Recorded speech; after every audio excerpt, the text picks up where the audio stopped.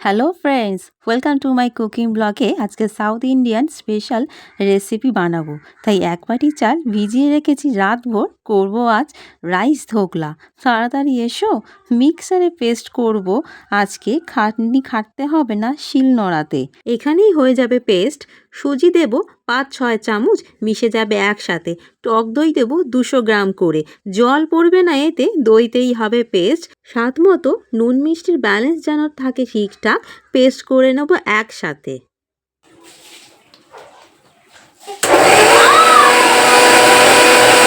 ঢাকা খুলে দেখি এবার। পেস্ট হয়েছে স্মুথ, নেই কোনো দানাদার। আঙুল দিয়ে দেখে নেবে ভালো করে, না হলে পেস্ট করে নেবে আরও একবার। আমার পেস্ট হয়ে গেছে স্মুথ, নেই কোনো দানাদার।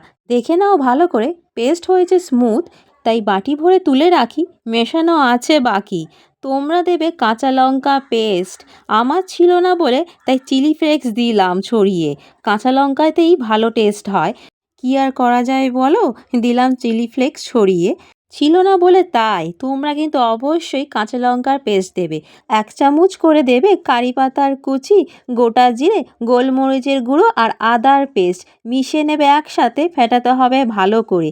1 চামচ বেকিং সোডা দেবে, কিন্তু ওই যে তোমরা দেবে ইনো, বেশ ভালো হবে, ফুলবে বেশি করে। আমার ছিল না বলে বেকিং সোডা দিয়ে কাজ সারলাম।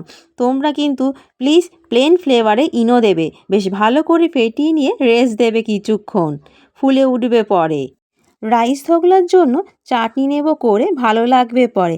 1 চামচ সাদা তেলে ফোড়নে দেবে শুকনো লঙ্কা। 1 চামচ করে ছোলার ডাল, বিউলির ডাল ও 3 কোয়া বড় বড় রসুন দিলাম ফেলে। ফ্রাই হবে একসাথে, কারি পাতা দিয়ে নেড়ে চেড়ে নেব। মিডিয়াম সাইজে পেঁয়াজ দেব কেটে। হাফ বাটি দেবো বাদাম, স্বাদ মতো দেবো নুন মিষ্টির ব্যালেন্স যেন থাকে ঠিকঠাক। নেড়ে চেড়ে নেবো একসাথে। টমেটো দেবো 2টো মিডিয়াম সাইজে, টক হবে না বলে একটু করে তেঁতুল দেবো, গলে যাবে পরে। পেস্ট করে নেব একসাথে, টক হবে না পরে ভয় নেই। টেস্ট থাকবে একদম মিডিয়াম, টক ঝাল মিষ্টি হয়ে যাবে চাটনি। মিক্সারে করে নেব পেস্ট হলে শেষে বাটিতে দেব ঢেলে।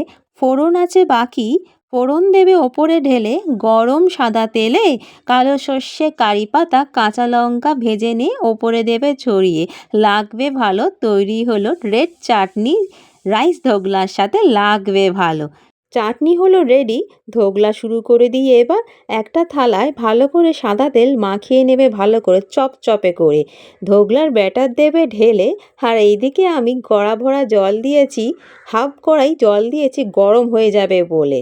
তাই জল গরম হয়ে গেলে ধোকলার থালা দেবে ওপরে, সাবধানে রেখে দেবে, হাত যেন না যায় পুড়ে। ওপরে দেবে ঢেকে 20 মিনিট রাখবে স্টিমে, ফুলে উঠবে পরে। 1 মিনিট ধোকলার থালা যখন স্টিমে দেবে, ওপরে ছড়িয়ে দেবে গার্ন পাউডার। আগেই তো দেখেছি গার্ন পাউডার কীভাবে বানাতে হয়। সেই পাউডার ওপরে দিয়ে ছড়িয়ে স্টিমে বসাবে, তাহলে একসঙ্গে মিশে যাবে।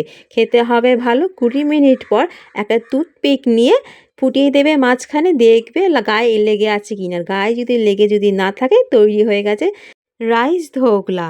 ঠান্ডা হলে শেষে কেটে নেবে পিস পিস করে। ফুলেছে আমার একটু অল্প করে, ইনো মেশানো হয়নি বলে। তোমরা ইনো মিশে ভালো করে ফেটিয়ে নিলেই ফুলে উঠবে আরও এর থেকে বেশি, তাই একটু ছোকা দিতে হবে। কড়াতে 1 চামচ সাদা তেলে কালো সর্ষে, কারি পাতা, ধনে পাতা, স্বাদ মতো একটু নুন আর মিষ্টি দিয়ে ফুটিয়ে নেবে। আর উপর দিয়ে ধোকলার পিস দেবে ঢেলে, নেড়ে চেড়ে নেবে একসাথে। ভয় নেই, কাদা কাদা হবে না, মিশে যাবে একসাথে। খেতে হবে ভালো। চাটনি যে আছে সাথে, রেড চাটনি বানিয়েছি আগে, দেখিয়ে দিলাম এখন। তাহলে আজকে ইভিনিং স্ন্যাক্স জমে যাবে। South Indian special recipe rice dhokla with red chutney. কেমন লাগলো বলো, ভালো লাগলে অবশ্যই ভিডিও লাইক করে কমেন্ট করে আমায় জানিও। শেয়ার করতে যেন ভুলে যেও না, সাবস্ক্রাইব করে রেখো আমাকে। খেয়ে দেখি কেমন হয়েছে এবার। লেগেছে তো খুব ভালো।